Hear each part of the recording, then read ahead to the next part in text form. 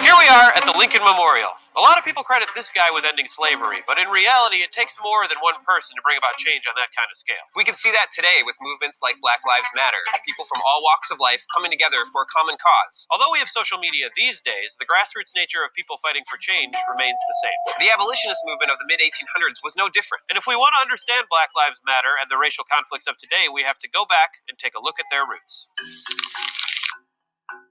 Black Lives Matter began with a hashtag.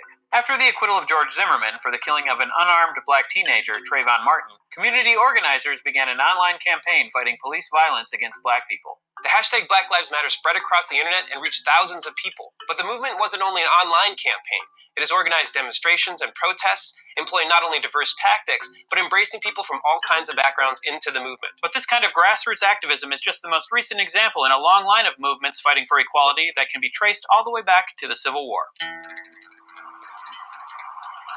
It was under this tree on the 1st of January, 1863, that thousands of people who lived in this area learned that they had been freed by Lincoln's Emancipation Proclamation. And that was a turning point in the war, because the war now became one of freedom as opposed to just trying to keep the Union together. This is Robert Watson, professor and expert on African American history at Hampton University. We're standing under Emancipation Oak, considered one of the 10 great trees of the world by the National Geographic Society. Which is a symbol for many of struggle and freedom. How old is this tree? It's very close to 300 years. So the first actual reading of the Emancipation Proclamation in the South took place right here.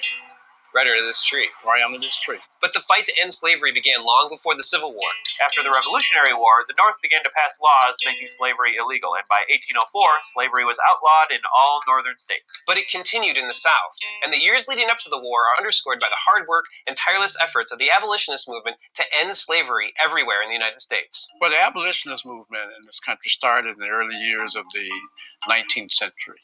The basic beliefs of the abolitionists was that slavery violated the principles of American democracy and the natural rights of man. Yet there were many different groups of abolitionists, and they didn't always agree on how to end slavery. Some didn't like slavery but thought it had to be phased out gradually, while others took a more radical stance and thought it should be ended immediately. And even those who thought it should be ended immediately couldn't agree on how to do that.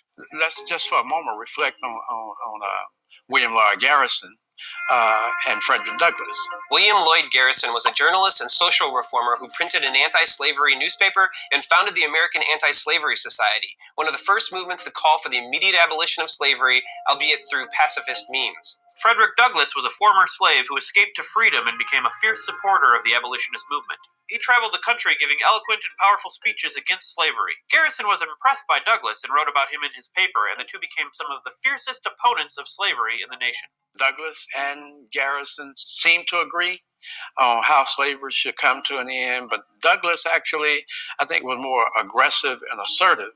And Garrison tended to think that if you just sat down across the table from someone who disagreed with you over the issue of slavery, that you could rationally debate it, and ultimately the person who you were trying to convince that slavery was wrong would agree with you.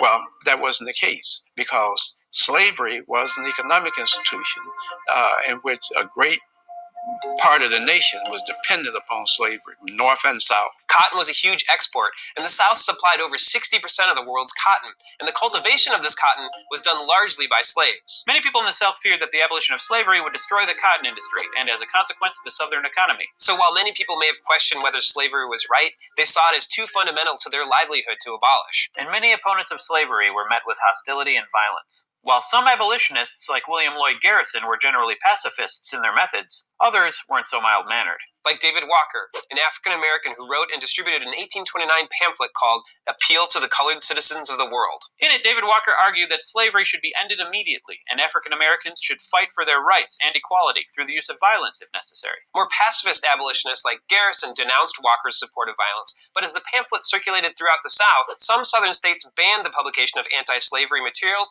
and made it illegal for slaves to learn to read and write. David Walker lived the rest of his life under threat of violence, and many groups called for his death because of his incendiary views. Despite this, David Walker's pamphlet was instrumental in changing the aims of the abolitionist movement from a gradual phasing out of slavery to its immediate abolishment.